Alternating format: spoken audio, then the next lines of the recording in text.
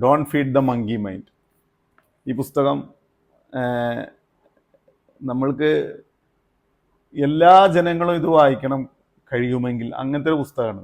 ഒരു പ്രത്യേക വിഭാഗം എന്നില്ല. കാരണം നമ്മുടെ മനസ്സിനെ കൺട്രോൾ ചെയ്യുന്ന, നമ്മുടെ ജീവിതത്തിൻ്റെ ഒരുപാട് പ്രവർത്തനങ്ങളെ നമുക്ക് സ്വാധീനിക്കാൻ കഴിയുന്ന കുറച്ച് ടിപ്പുകളാണ് ഈ പുസ്തകത്തിൽ എഴുതിയിരിക്കുന്നത്. ഈ പുസ്തകത്തിൻ്റെ പേരെന്നുകളില്ലേ, don't feed the monkey mind. അതായത് കുരങ്ങനെ, നമ്മുടെ മനസ്സിനെ ഒരു കുരങ്ങനായിട്ടാണ് അതിൽ പറയുന്നത്. ജെന്നിഫർ ഷാൻ എഴുതിയ പുസ്തകമാണിത്. ഇതിൽ പ്രധാനമായിട്ടും പറയുന്നത് വെച്ചാൽ നമ്മളെ തലച്ചോറിൻ്റെ ഉൾഭാഗത്ത് നമ്മളെ ബദാം പരിപ്പിന് മാതിരി നമ്മൾ പണ്ട് സ്കൂളിലൊക്കെ പഠിച്ചിട്ടുണ്ട് അമിഗ്ഡല എന്ന് പറയുന്ന സാധനമുണ്ട്. ഈ പുള്ളിയാണ് നമ്മളെ ഫൈറ്റ് ഓർ ഫ്ലൈറ്റ് എന്ന് പറയും. അതായത് നമ്മളൊരു പെട്ടെന്നൊരു ഇത് വരുമ്പോൾ നമ്മളെ ഉത്കണ്ഠ, ഭയം ഒക്കെ വരുത്തുന്നത് ഈ സാധനമാണ്. ഇപ്പം നമ്മൾ ഉദാഹരണത്തിന് നമ്മളൊരു പാമ്പിനെ കാണുമെന്ന് വിചാരിച്ചോ, അപ്പോൾ പെട്ടെന്ന് നമ്മളെ തലച്ചോറ് ഇതിന് വിവരം കൊടുക്കും. അതായത് ആ കണ്ണുകളിൽ നിന്ന് നേരിട്ട് അമിഗ്ഡലയിലേക്ക് എത്തും ഈ പാമ്പിനെ കാണുന്നത്. അപ്പോൾ നമ്മൾ അതിന് ഓടേണ്ടതെന്നുള്ള തീരുമാനിക്കുക ഈ സാധനമാണ്. അപ്പോഴാണ് നമുക്ക് ശ്വാസോച്ഛ്വാസം കൂടുക, ഒരു ഉത്കണ്ഠ വരിക, ഇങ്ങനത്തെ സംഭവങ്ങൾ ചെയ്യുന്ന ആളാണ് ഈ കുരങ്ങൻ. അപ്പോൾ ഈ കുരങ്ങനെ നമ്മൾ വളരെ സൂക്ഷിച്ച് കൈകാര്യം ചെയ്യണം.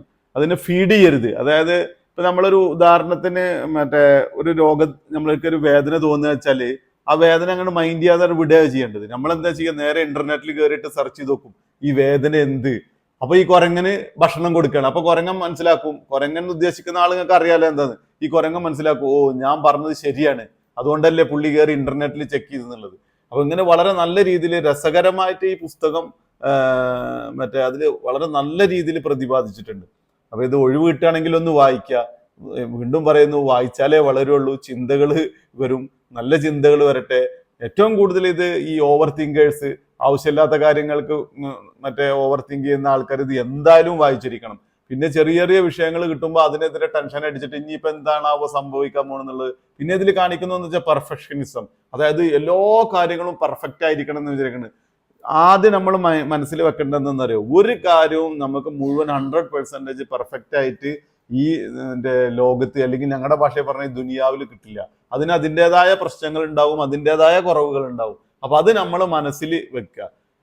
അതായത് ഈ എല്ലാ കാര്യങ്ങളും 100% ക്ലിയർ ആയിട്ട് ചെയ്യാൻ നമ്മളെ കൊണ്ട് കഴിയില്ല, അതിന് തെറ്റുകുറ്റങ്ങൾ വരും. അപ്പൊ അത് നമ്മൾ മാനസികമായിട്ട് അതിന് തയ്യാറായി കഴിയുക, ഒരു പ്രശ്നം വരില്ല. അത് ഈ പുസ്തകത്തിൽ വളരെ നല്ല രീതിയിൽ പ്രതിപാദിച്ചിട്ടുണ്ട്. അപ്പൊ നിങ്ങൾക്ക് സമയം കിട്ടുമ്പോഴൊക്കെ ഒന്ന് വായിച്ചു നോക്കൂ.